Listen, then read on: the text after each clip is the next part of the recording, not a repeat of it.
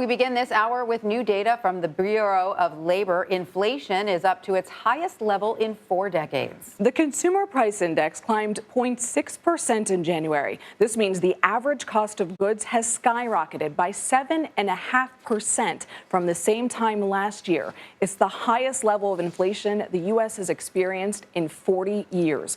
The latest numbers reinforce the Federal Reserve's position to raise interest rates in the near future. Not all the news is bad. That's right. 223,000 Americans filed first-time unemployment claims last week, and that is down 16,000 from the previous week. The decline follows an unexpected spike in new jobless claims in January during the surge of Omicron cases. CBS News senior White House correspondent Ed O'Keefe joins us now for more on this. Hi, Ed. Great to see you. So how is the White House responding to these latest inflation numbers? They're pretty high.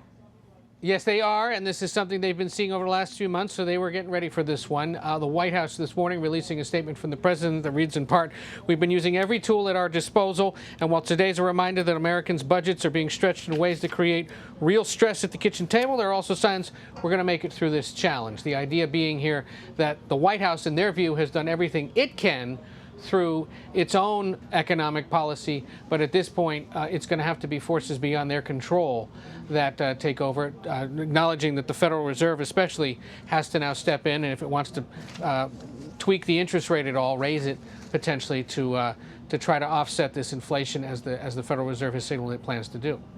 Ed, we're all feeling the cost spikes in food, gas. What is the Biden administration's plan to combat these rising costs of goods? Well, aides would say, first of all, that they're going to get out of the way of the Federal Reserve and say, look, if you feel that's the need, that's what needs to be done. You got to raise the rates, go right ahead and do that. Beyond that, they point to a few different specific things that the president has done in recent months to sort of, try to tackle these issues. For one thing, the all of government response to those clogged ports, if you will, in Los Angeles and Long Beach. The idea that federal resources and authorities were brought in to talk to those port owners and to the unions to try to get that unclogged and get things delivered in time for the holidays and beyond. They also point to, for example, the work that they're doing with the semiconductor industry to try to get more of that built in this country and then try to work with Congress to pass legislation to spur the development of semiconductors, given that there is a short supply of them, and that is spiking the prices of electronics and cars and appliances that rely on computer chips to operate at this point. The other one they point to is one they've been talking about since last November or December, and they say, look, we notice that the meat industry has been consolidating too much and that these big meat producers are, in essence, buying up smaller farms and driving up the prices beyond inflation. And so the Agriculture Department is trying to work with that industry to say, you got to bring down the prices, and that they're going to keep an eye on consolidation in that industry in hopes that at least your grocery store sticker shock isn't as bad in the future. So those are the sort of modest examples they have of what they're trying to do. But ultimately, as economists will tell you, at this point, it's pretty much in the hands of the Federal Reserve and forces beyond government control. But Ed, is the White House, preparing to tout the good news? First-time jobless claims dropped once again after temporarily spiking in mid-January. So are these latest job numbers at a place the Biden administration is now comfortable with? Yeah, I mean, if you look at, for example, the response to the January jobs report, which saw a slight uptick in the unemployment rate, but a boost in the overall labor participation rate, that to them signals that more people are getting back to work and companies are preparing to hire. This number now signals that the hiring is definitely happening because people are not claiming unemployment, which means they must be finding work, or maybe they've given up. But more likely, economists say right now, it's that they are finding work.